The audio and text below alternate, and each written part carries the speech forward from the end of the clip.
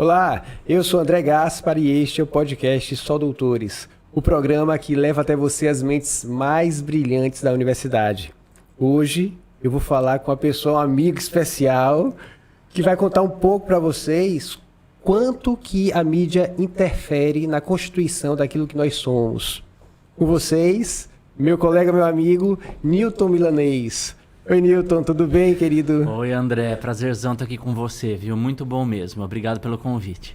Prazer todo meu. E Newton sabe que eu tenho uma invejinha dele. Qual? Eu já falei pra você. Eu sempre quis ter um nome curto, porque o meu nome é André Luiz Gaspar e Madureira. E a gente pesquisa junto, a gente publica coisa junto, né, em livros, né? E eu um dia estava organizando um livro e perguntei, Newton, eu preciso botar teu nome aqui, qual é o seu nome completo? Seu nome completo. Newton Milanês. Eu, sim, Milanês de quê? Não só isso, que inveja. É um nome curto, pronto. Na minha família são todos assim, meus irmãos são assim também. O primeiro nome e o último. Tudo curtinho. Mas eu acho legal, sim. É bacana. Um nome com muitos sobrenomes, como o seu gosta? também. Eu gosto. Nossa. Acho bacana. Eu gostaria de incluir o meu nome, da minha mãe no meu nome, sim. que é o Zanata. O Zanata, eu acho que seria também. Legal, É Zanata de onde? Zanata e Milanês, na verdade, são famílias do norte, bem do norte da Itália. Sim. Na verdade, o milanês não é milanês, é milanese. Aí vai acabando e... Quando chegaram aqui, uma parte da família foi registrado como milanês, mas é com S e I em italiano. E o seu é com Z. E o meu é com Z. Até parece que é espanhol, né? Mas pois não é. Como o Pablo Milanês, né? É verdade. Mas a minha ascendência é italiana. Maravilha. E hoje a gente veio falar um pouco sobre a constituição de nós mesmos. Começamos pelo nome até, tá vendo? Partimos do princípiozinho. Um lugar identificatório, né? Exatamente. E que não coube a você escolher. Né? É um processo de subjetivação, né? Uhum. Se eu pudesse escolher o meu nome, eu acho que eu escolheria as variações de Pedro. Olha, é mesmo? Eu acho bem legal. Na minha família tem alguns Pedros. Sim. Assim, que você gosta de Pedro? Eu acho um nome legal. Assim, é o nome da identifico. Podcast passado, semana passada, a gente recebeu aqui Patrícia Júlia e o filho dela se chama Pedro. Que legal. Muito legal. Patrícia que você conheceu também, né? Sim, sim. Maravilha. E como é que você vê, Newton, essa questão da influência da mídia sobre aquilo que nós somos? Eu sei que você tem um trabalho muito bacana que se chama Audiovisualidades, no qual você fala sobre essa questão e faz algo que para mim é inusitado, porque sempre que a gente pesquisa, ou melhor, sempre não, na maioria das vezes a gente procura se afastar do objeto de análise. E você traz esse objeto de análise muito perto, porque o objeto de análise é você mesmo, né? A experiência eu acho que é toda a questão, né, André? A gente, quando está fazendo os nossos trabalhos de pesquisa, a gente está sempre lendo outros autores. E aí a nossa tendência é colocar a fala desses autores para circular. Mas aí onde que fica o nosso lugar enquanto sujeito da pesquisa? Enquanto a pessoa da pesquisa aparece como naquilo que a gente escreve? Então é uma questão de experiência que, junto com Foucault, um filósofo francês, eu chamaria de a experiência de si, que é aquilo que nos constitui, né? A leitura do outro nos constitui, mas tem uma constituição da nossa própria história que remonta lá, pode ser ao nosso nome, a história da nossa família, o modo como a gente vive. Então essas coisas todas estão ali fazendo parte de uma mesma engrenagem.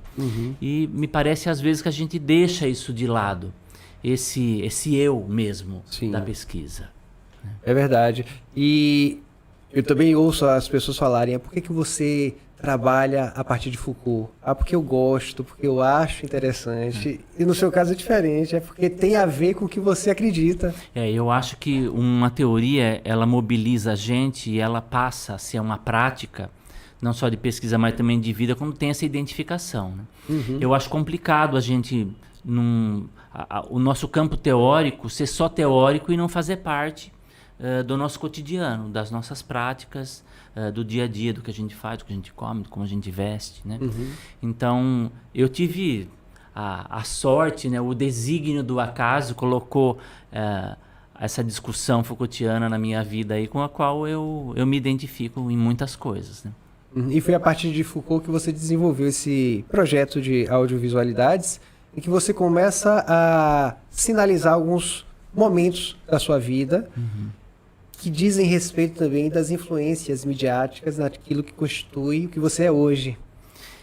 A gente está pensando, né, sempre quais são as marcas que constroem quem a gente é. Então, tem esse lugar da família, tem o lugar da escola, da universidade, e tem esse espaço da mídia, que é muito contundente, porque a mídia está em todo lugar, né? Antes a mídia eram os jornais e a televisão, né? Hoje a gente tem uma infinidade de recursos que são meios, né? Por isso mídia, né? São os meios para a gente se engajar e poder dizer quem a gente é, mas também são formas de dizerem quem a gente deve ser. Então a gente está sempre vivendo um certo conflito nesse lugar da mídia. A mídia ela acaba espelhando aquilo que ela vê do lado de fora, que somos nós, mas à medida que a gente se vê nessas mídias, elas também produzem normas dizendo como a gente deve agir. Então, onde que a gente fica no meio de tudo isso, né? Isso tem uma questão, né? Uma noção, que é a subjetividade. Então, o que constitui a nossa subjetividade? Ela é marcada por uma coação que vem das mídias, mas também do nosso enfrentamento diante dessas imagens, dos aspectos que a gente ouve, enfim, de tudo isso que é midiático e que vai fazer a gente passar por um processo de construção da gente, né? Sim. Para quem não tem ainda contato com os jargões acadêmicos, quando a gente fala sobre subjetividade... Eu falei muitos. Não, imagina. É só a questão da subjetividade, né? Porque muita gente remete aquilo que não é objetivo é subjetivo. Mas no ambiente de pesquisa, há a ideia de que a subjetividade diz respeito à constituição do próprio sujeito. Essa perspectiva que você aborda para falar sobre isso. A subjetividade é a gente buscar o que tem de singular em nós mesmos.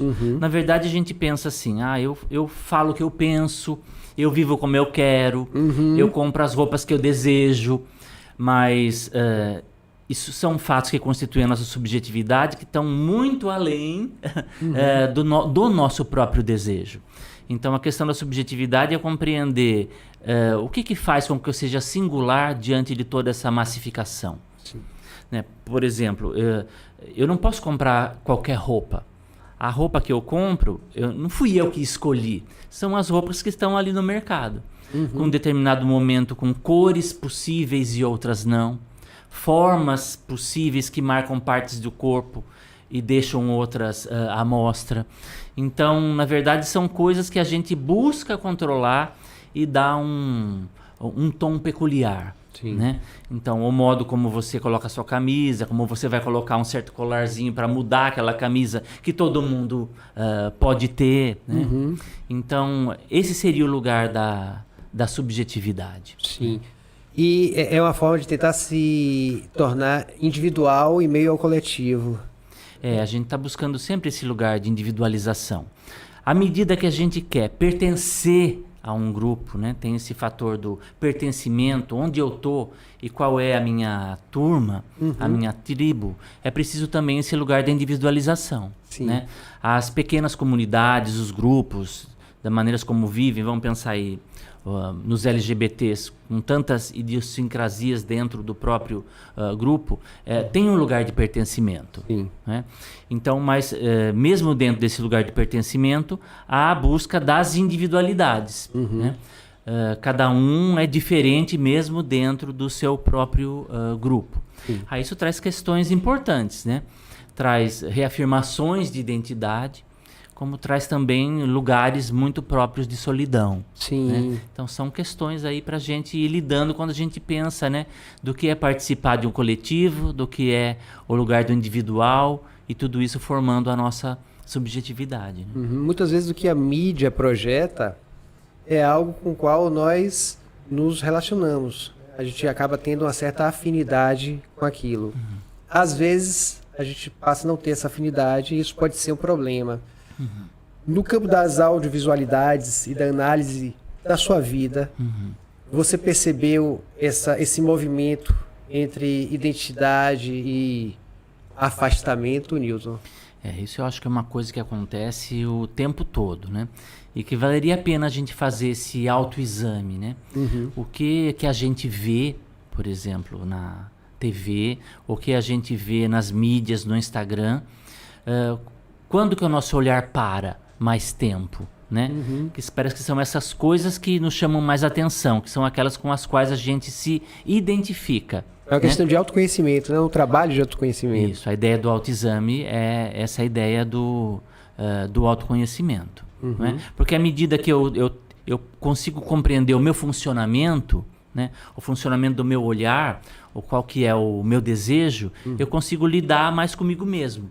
Sim. Eu consigo gerenciar da melhor maneira possível para mim a minha própria vida. Né? Então é uma questão de governo.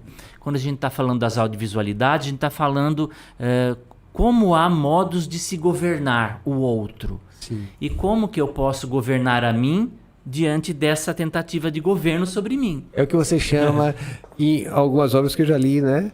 Governamentabilidade. Isso mesmo. Olha. Isso mesmo. Seguindo aí a esteira do Michel Foucault. Né? Maravilha. E no livro Audiovisualidades, você narra alguns momentos da sua vida que foram difíceis para você? Isso. No Audiovisualidades em mim, na verdade eu falo de como eu me constituí enquanto uma criança homossexual. Né? Poderia dizer uma criança gay. Ou, como a gente fala comumente hoje, uma criança viada. Como foi, como se deu, como se construiu o Newton enquanto uma criança viada. E eu tomo para colocar esse lugar, para mostrar como eu fui me inventando e me tornando esse homem gay, cis que eu sou hoje, quais foram as imagens, quais foram os sons que marcaram e que foram importantes e impactaram sobre mim. Né? Essas imagens e sons é que eu chamo de audiovisualidades, porque elas produziam e produzem um saber que é importante para a gente tomar como parâmetros para a construção de quem a gente é. E o primeiro impacto que você se lembra na sua vida, você se lembra de quando foi? A primeira imagem que eu tenho assim de mim, sou eu deitado, muito pequenininho, na barriga do meu pai, ele sem camisa, meu pai na cama, e ele lendo um livrinho de faroeste, com aquelas capinhas muito vermelhas, verde. Então eu lembro de olhar para cima e de ver ele lendo o livrinho. Né? E aí, dessa forma aí que eu abro o Audiovisualidades em mim, com essa primeira imagem inaugural do sujeito que eu sou. Né? Que é um lugar, acho que talvez de maior afeto para mim. E a partir desse momento, eu digo que esse afeto desaparece e que meu pai desaparece, porque essa imagem nunca mais pôde ser retomada, reapreendida. Foi um instante, um instante que marcou a minha vida para sempre. Nossa. Essa é a imagem que você guarda com mais carinho dele. Eu vivi com meu pai por bastante tempo, mas para mim aquele momento foi único e é como se tivesse sido apenas aquele. Né? Tanto é que eu encerro o livro no último capítulo, Audiovisualidades em mim, falando de uma novela dos anos 70, no período da ditadura, que se chama Pai Herói. O Fábio Júnior? A música é do Fábio Júnior, Pai. E a abertura da novela é um quebra-cabeça. E o quebra-cabeça ele nunca fica pronto na abertura, porque tem um menininho e a imagem do pai fica sempre ausente. Né? Então isso tem a ver com o meu sentimento diante do mundo, mas também com as condições, o que estava acontecendo naquele momento, as condições históricas daquele momento, que era da ditadura. Onde a gente realmente estava desamparado, sem o pai. Né? Eu acho que a novela Pai Herói fala disso. Então aí a gente vê, né, como que uma história individual ela está atrelada à nossa própria história, nesse caso do regime militar, da ditadura, e veiculada a uma questão da audiovisualidade, que é a novela Pai Herói, da Janete Claire. E é um audiovisual. O que eu compreendo como audiovisual, que eu chamo de audiovisualidade para diferenciar de audiovisual, que pode ser qualquer material que tenha som e imagem. Mas é audiovisualidade porque ela traz um conhecimento, ela produz um saber. Então, essa é a ideia, né? É a nossa relação com um determinado objeto midiático num determinado momento da história, que acaba marcando uma posição para a gente na vida. Você me contou nos bastidores, o pessoal sabe, né, que o podcast é meio podcast, porque a gente faz um antes e bate um papo legal e retoma aqui no vídeo, nessa audiovisualidade. E a gente estava conversando sobre os Trapalhões, né? E você contou algo muito interessante a respeito da sua reflexão sobre esse programa. E quantos anos você tinha na época, você lembra? Olha, eu devia ter uns 9, 10 anos. Olha, e já começava a refletir sobre essas questões. Sobre essas questões da sexualidade. Da sexualidade. Né? Conta aí pro pessoal. Sim, porque...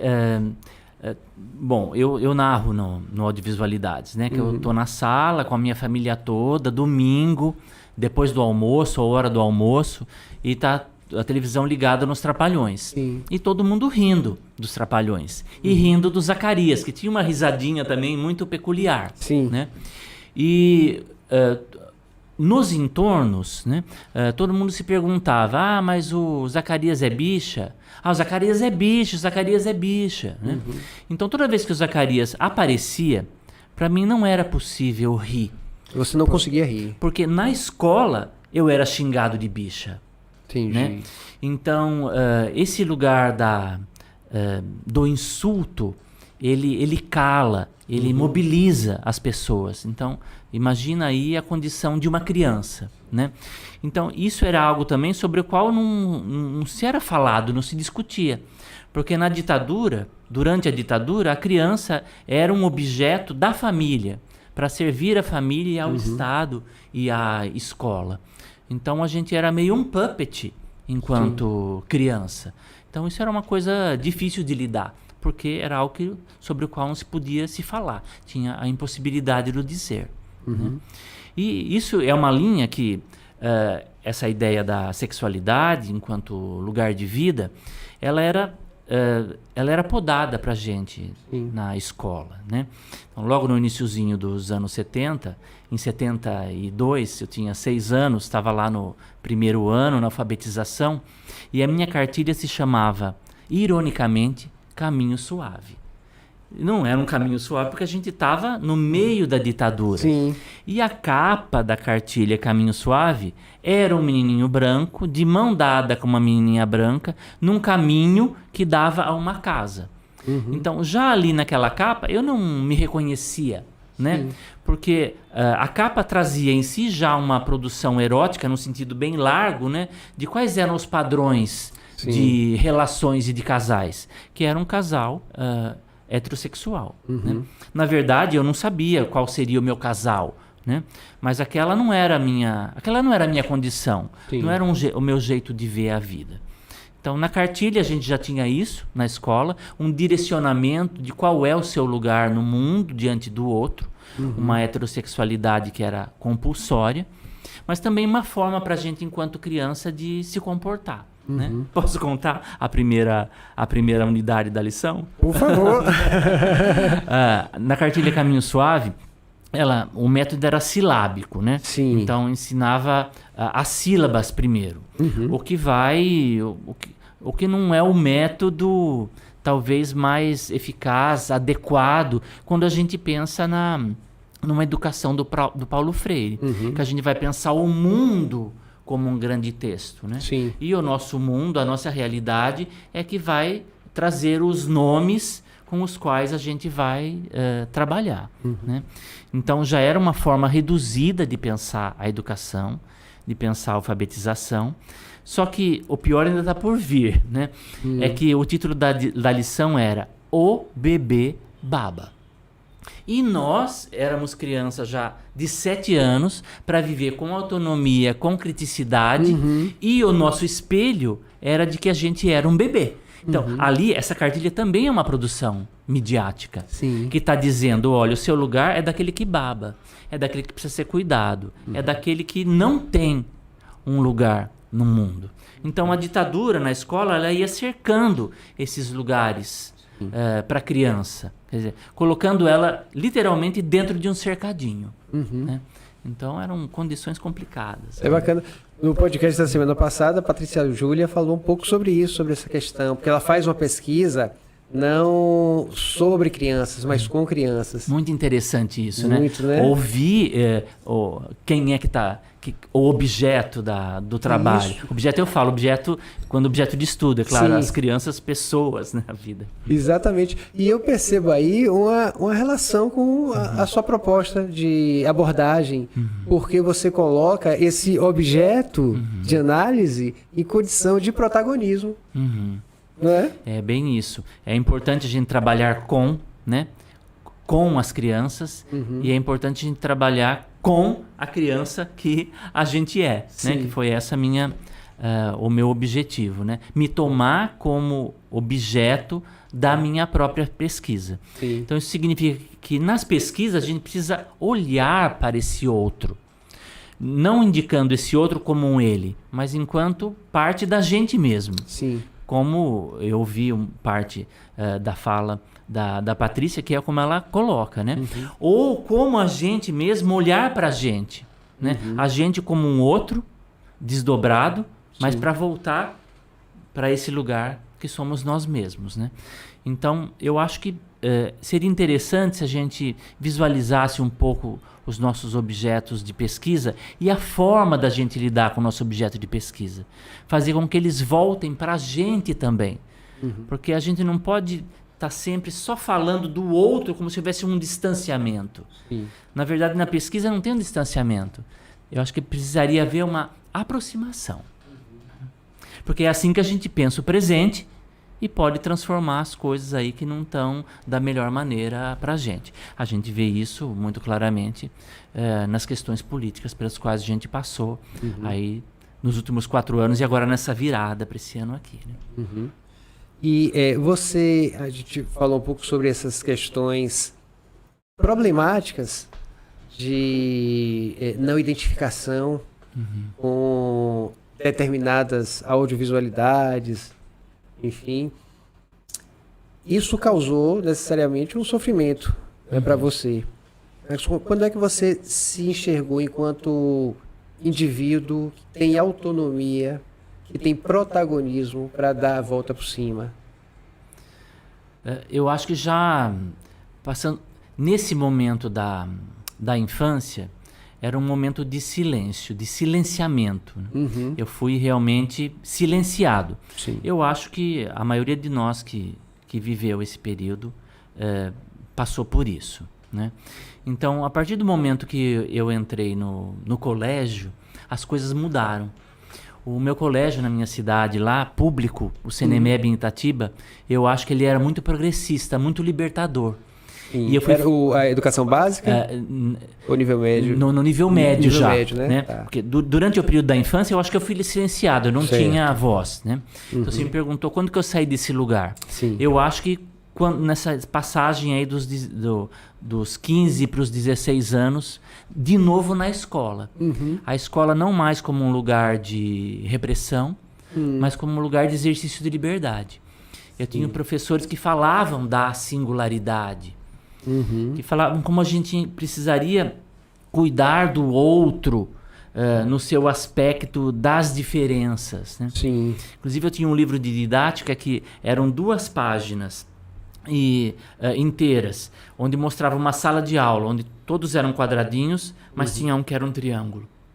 Então, é a introdução da ideia de subjetividade, né? Quando a gente estava saindo da ditadura, né? A gente começou a ditadura com o golpe de 64, nasci em 66, e ali nos anos 80 a gente já estava buscando sair de tudo isso, e o meu colégio, a minha escola, a gente chamava de escola mesmo, já estava nessa visada de vamos nos libertar. Então, politicamente, isso já estava acontecendo na escola. Eu agradeço muito aos meus professores dessa época lá em Itatiba. Os bons professores fazem muita diferença, né, Nilton? A gente acho que precisa fazer alguma diferença, né?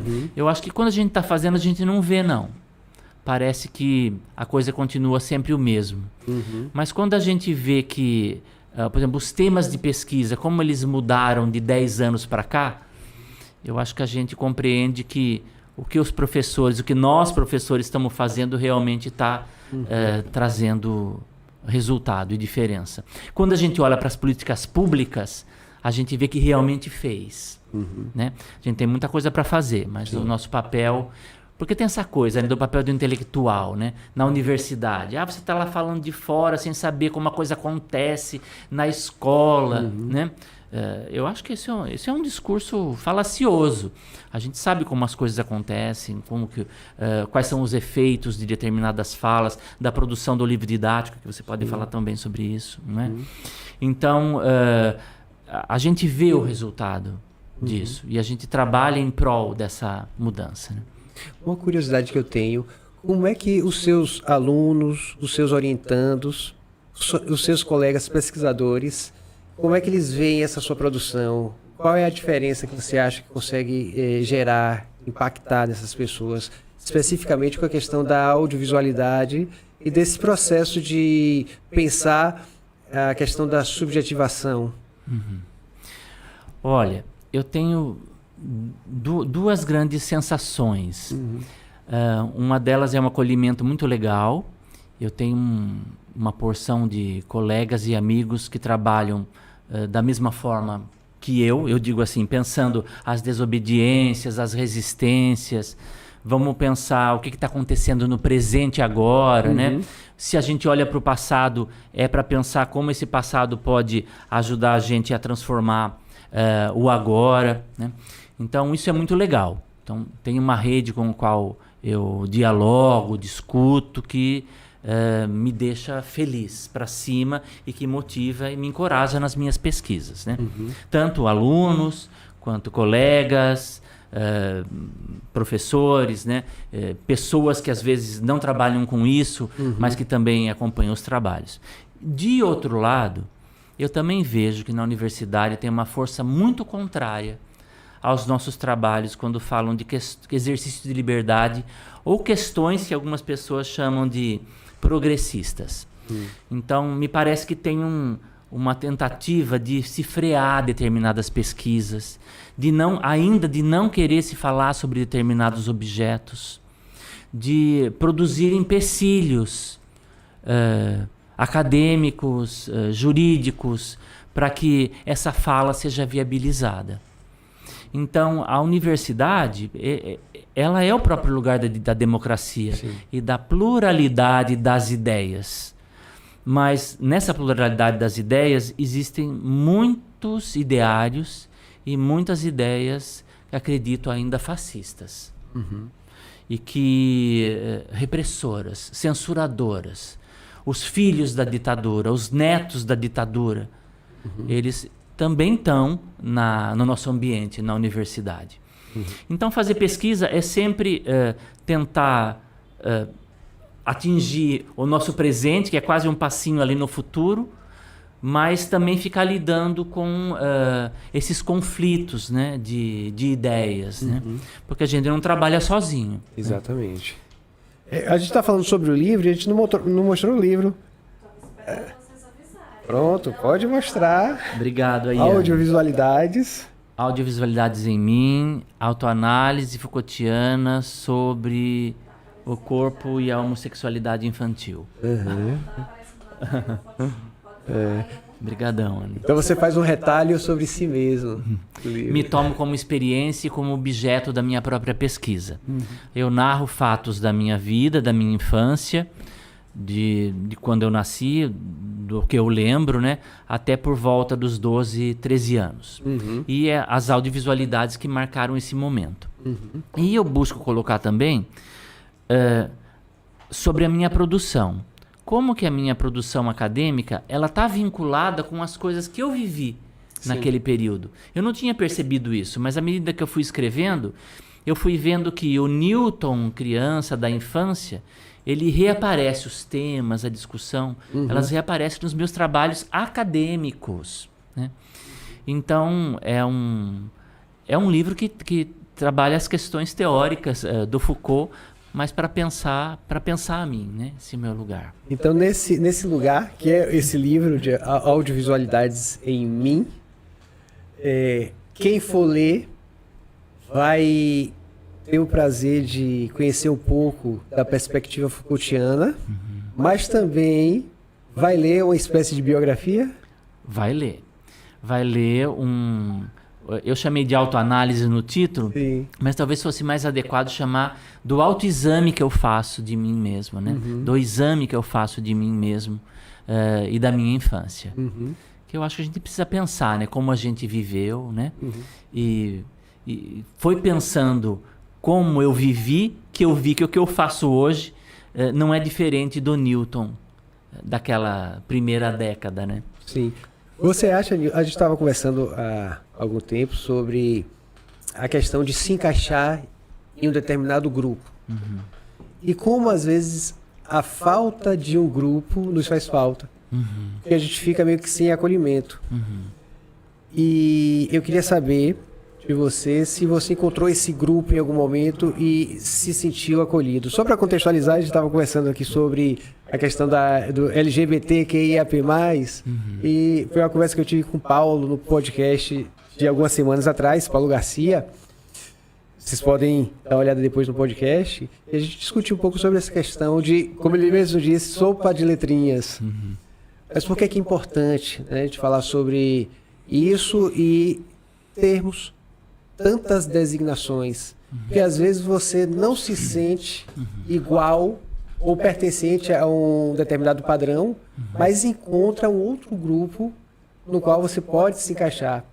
Então, você já se sente, de certa maneira, acolhido por isso, né? E aí eu queria saber de você, se você encontrou um lugar durante essa estrada, durante esse percurso, um lugar de acolhimento para o Newton milanês. Eu tenho alguns lugares, né? Tem esses lugares políticos, eu me vejo aí dentro dessa cadeia significante, talvez o nome não tome ao pé da letra, né? Mas desse conjunto significante do LGBTQIAP+, enfim, me reconheço ali. Isso realmente é uma força, é um lugar político, é importante, né? É um lugar do qual eu posso falar e ser reconhecido. Mas a gente vê que cada vez que a gente, à medida que a gente ainda encontra esse pertencimento, existe um pertencimento que ele é único, né? Da gente para com a gente mesmo. Então, qual é esse lugar, né? Esse laço, a gente tem um laço com o social, né? Nesse pertencimento, e tem um laço de si para consigo. Retomando a sua fala aí desse lugar do individual e do coletivo. Então, eu acho que é preciso esse laço do si consigo. E eu acho que eu tenho esse lugar, né? Que a gente constitui naquilo que a gente chama de família, né? Família é uma palavra que talvez a gente devesse produzir outras designações, porque ela vem muito carregada de memórias e de padrões já instituídos, né? Mas é essa a ideia, né? Esse núcleo mais próximo de mim mesmo. Então acho que a gente precisa dessas ancoragens, né? E aí é isso que faz eu estar aqui falando de tudo isso. Ah, que maravilha. Eu sei que você também tem uma relação com a psicanálise, né? E a escrita, a psicanálise mesmo coloca que a escrita ela é terapêutica. E aí você chamou a atenção nos bastidores para a necessidade de a pessoa também fazer essa produção sobre si mesmo, né? Como é que é isso, Newton? Bom, poderia pensar sobre o viés da psicanálise, mas se eu penso sobre a questão materialista, como o Foucault coloca, ele também traz para a gente os filósofos antigos, clássicos, os estoicos. Sim. Né? E aí, esse lugar, ele também fala de uma terapêutica, né? Essa terapêutica do exame, do sujeito se conhecer a si mesmo, se debruçar sobre si mesmo, em busca do autoconhecimento. E diferentemente da fala cristã, conhece-te a ti mesmo, acessar a fala do oráculo, né? Que diz, conhece-te a ti mesmo. Né? Então, eu acho que a terapêutica, o lugar do terapeuta é esse, é o nosso lugar. Né? É isso que implica a gente, né? Enquanto sujeito da gente mesmo. Né? Que eu acho que, nesse sentido, de uma forma ampla, está aí dentro do campo da psicanálise. Maravilha. Você tem outra obra, uma tradução que você fez? É a Hermafrodita. Anne, é um romance do século XIX, do Armand du Barry, que eu tomei de objeto no meu pós-doc, que foi sob a supervisão da Marisa Gama Khalil, da Universidade Federal de Uberlândia. Então eu trabalhei sobre a tradução e fiz um estudo sobre a tradução. Né? E tudo isso aí tem um trajeto. Né? É que a Hermafrodita faz parte de uma série de livros do Armand du Barry que se chama Os Desequilibrados do Amor, que é indicada pelo próprio Foucault na apresentação de uma obra que se chama Herculine de Barbin, O Diário de uma Hermafrodita. Então, essa obra faz parte de 3 momentos. Né? Ela aparece para mim da leitura que o Foucault faz dessa pessoa intersexo no século XIX. Essa leitura do Foucault, ele tomou as memórias da Alexina Barbin, da Herculine Barbin, de um tratado médico do século XIX, e o du Barry também leu esse mesmo tratado e transformou num romance. O Foucault leu o mesmo tratado e publicou as obras, e publicou as memórias. E falou, mas tem alguém que fez uma narrativa sobre isso. Eu fui lá buscar isso. Olha só. Então, na nossa área, nós diríamos que se trata de um processo de intertextualidade e interdiscursividade, né? Com certeza. A gente está imbuído aí o tempo todo, né? Essa mídia, o livro também como um lugar de mídia, de meio, medium, né? Sim. Ele também está constituindo a gente está sendo constituído pelas leituras que a gente faz, né? Sim. E aí algo lá do final do século XIX tem tudo a ver com a questão hoje da letra I, né, intersexo, do LGBTI+. Né? Então a gente volta para mais de 100 anos, né, pensar uma literatura realista, um pouco naturalista, se a gente quiser ver assim, mas muito popular, que está falando de uma questão importantíssima com temas que a gente discute nas políticas públicas sobre as pessoas intersexo e com as pessoas intersexo. Né? Eu ouço as pessoas intersexo falando desses lugares e me considero um aliado na causa enquanto LGBT. Entendi. E se a gente pudesse dar ou se você pudesse dar conselho, dizem que conselho, a gente, se fosse bom, venderia, né? Mas se você fosse dar um conselho para essas pessoas que não estão se encontrando ainda, o que você diria para elas? Eu acho que eu falaria, cuida de ti. Cuida de ti. Bom conselho. Newton, muitíssimo obrigado por sua participação aqui. Adorei fazer esse podcast. Estava lhe esperando faz muito tempo. Muito feliz também, viu, André? Brigadão. E as portas estarão sempre abertas, viu? Para quando você quiser falar sobre psicanálise aqui também. Na próxima oportunidade, com certeza. Pronto, maravilha. Gostou?